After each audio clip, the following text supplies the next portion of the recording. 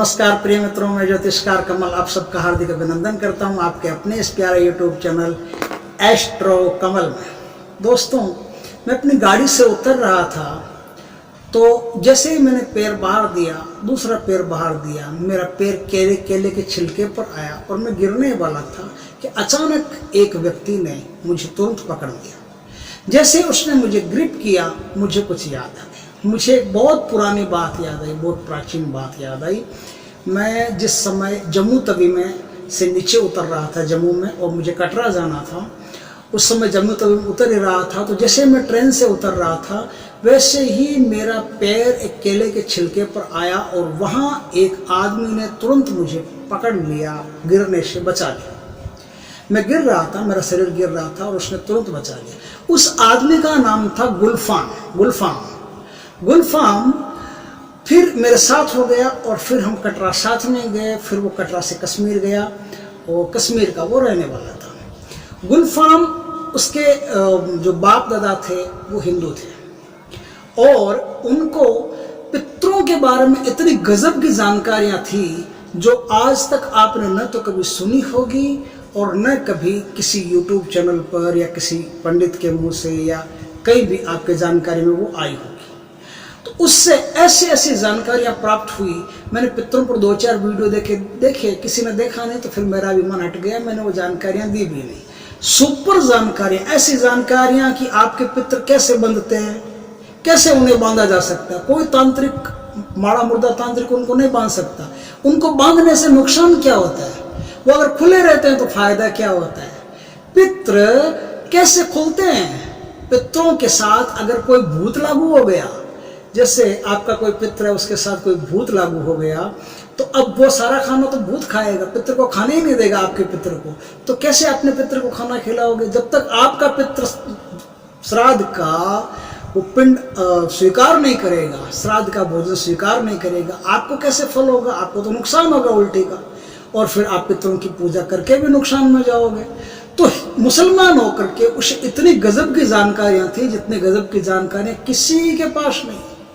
लेकिन मैंने फिर उन वीडियो को बनाया नहीं। मैंने 2-4 वीडियो देखे, किसी ने मुझे सपोर्ट नहीं किया, किसी ने न तो मेरे वीडियो को शेयर किया, किसी ने तो देखा बस इक्का दुक्का 2, 4, 10, 50 व्यू आके रह गए। तो मैंने सोचा चलो फिर रहने दो, जिसकी जैसी इच्छा वैसा ही सब कुछ ठीक है। उसी तरह से मुझे एक पुरानी याद और आई। पुरानी याद ये आई कि एक ऐसी बात थी कि कालिदास, महाकवि कालिदास, जिसने अभिज्ञान शकुंतलम जैसे ग्रंथ, मेघदूतम जैसे ग्रंथ इस धरती पर प्रकट किए और जो अपने विद्वत्ता के लिए माना जाता था, जिसका लोहा वहाँ के राजा मानते थे, ऐसे राजा क्या पूरी दुनिया मानते थे, जिसकी विद्वत्ता का लोहा, जिसकी लेखनी में दम था, जिसकी वाणी में एक कवित्व था गजब का।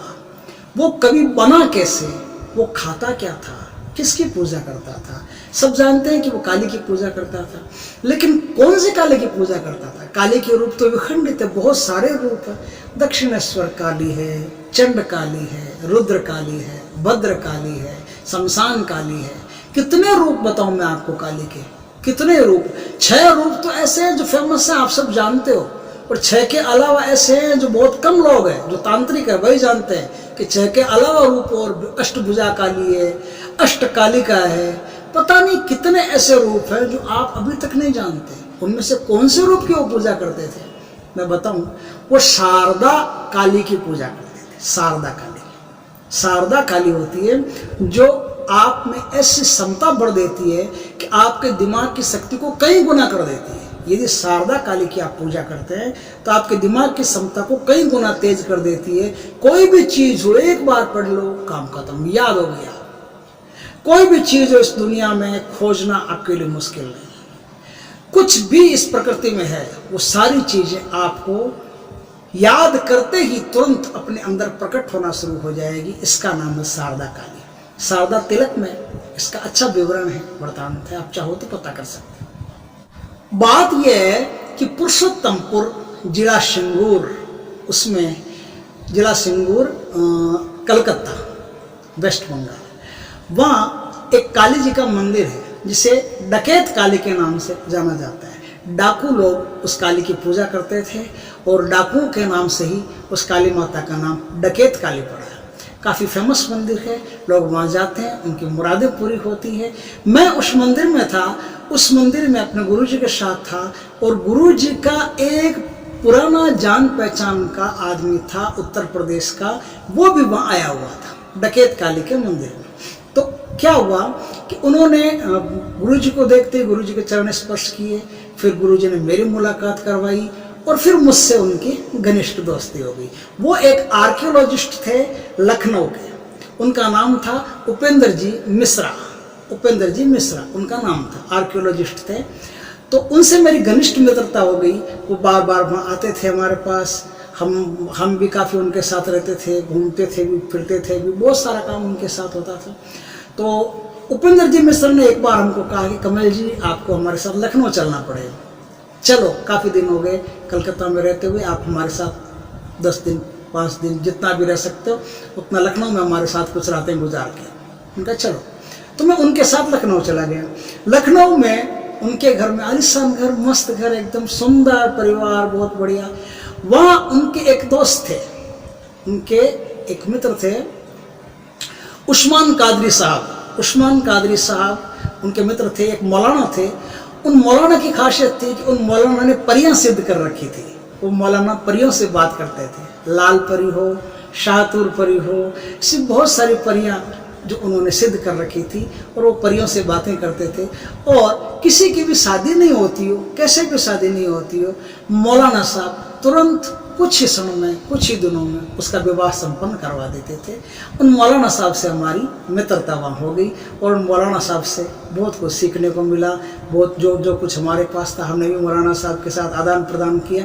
इस तरह से एक साझा जो संस्कृति है ना, संस्कृति का आदान प्रदान हुआ, साझा संस्कृति हुई। हमने उनको दिया, उन्होंने हमको दिया। कुछ बहुत सारे ऐसे मंत्र हैं साबर के जो मुसलमान और हिंदू दोनों संस्कृतियों के मिलन से प्रकट हुए हैं। उसमें इस्माइल जोगी की आन, बिस्मिल्लाहुर्रहमान, ऐसे साबर मंत्रों में बहुत सारे शब्द आपको सुनने को मिल जाएंगे जो साझा संस्कृति की देन है, हिंदू मुसलमानों के आपसी प्रेम, भाईचारे और उनकी जो संस्कृति है, उस संस्कृति में जो आपसी मिलाजुलापन है, उस मिले जुलेपन से सूफी संतों के प्रभाव से वो मंत्र पैदा हुए हैं। तो बाकी तो बातें रह गई। मैं बताता हूँ कि वहाँ जो बातें हुई, वहाँ हमारी कालिदास पर बहुत बातें हुई। कालिदास ने ज्योतिष में भी काम किया है, ज्योतिष में भी उन्होंने अच्छा काम किया है, तंत्र में भी कालिदास ने काम किया है और कविता के क्षेत्र में भी, काव्य में भी उन्होंने अच्छा काम किया। तो कालिदास पर बातें होना लाजमी थी। तो कालिदास जी पर बातें होते होते हमको एक बात का पता चला कि कालिदास इतने विद्वान थे। उसके 2 कारण, एक तो वो शारदा काली का पाठ करते थे, शारदा काली की पूजा करते थे, शारदा काली की उनके पास सिद्धि थी। दूसरा, उस सिद्धि के अलावा एक चीज और है जो असम और मेघालय साइड में खूब पैदा होती है। उस चीज का नाम है बच। बच नाम से वो चीज़ प्रसिद्ध है। आप चाहो तो नेट पर सर्च कर सकते हो, आप चाहो तो ऑनलाइन भी बच को मंगवा सकते हो, और जहाँ कहीं भी बच मिलती है आप पता कर सकते हो। बच का चूर्ण, जिस किसी बच्चे को बच का चूर्ण शुद्ध शहद में मिला करके 3 चिमटी चूर्ण रोज का दे दो, 3 चिमटी चूर्ण रोज का बच का देते जाओ, आपका बच्चा ऐसा विद्वान होगा, ऐसा धुरंधर विद्वान होगा कि एक बार जो पढ़ लेगा उसे याद रहेगा। कोई भी चीज उसके बूते से बाहर नहीं जाएगी, कितने भी घनिष्ठ और क्लिष्ट विद्या हो तुरंत उसको प्राप्त कर लेगा। तो वो बच का चूर्ण कालिदास जी का फेवरेट चूर्ण था। बच की लकड़ी का वो चूर्ण बनाते थे, चूर्ण बना करके शहद के साथ हर शुक्रवार को वो चूर्ण खाना कालिदास जी की आदत थी। तो कालिदास जी इस चूर्ण के बदौलत, इस बच की लकड़ी के बदौलत इतने ज़्यादा विद्वान हुए, इतने ज़्यादा बुद्धिमान हुए, कविताशाली हुए, जितना आप भी अपने बच्चों को चाहो तो बना सकते हैं। बच की लकड़ी का चूर्ण बनाइए, हर शुक्रवार को अपने बच्चे को प्योर शहद के साथ में बच की लकड़ी का चूर्ण दीजिए। इससे आपका बच्चा घनिष्ठ विद्वान होगा और नाम कमाएगा, आपका भी नाम रोशन करेगा, अच्छी प्रगति करेगा।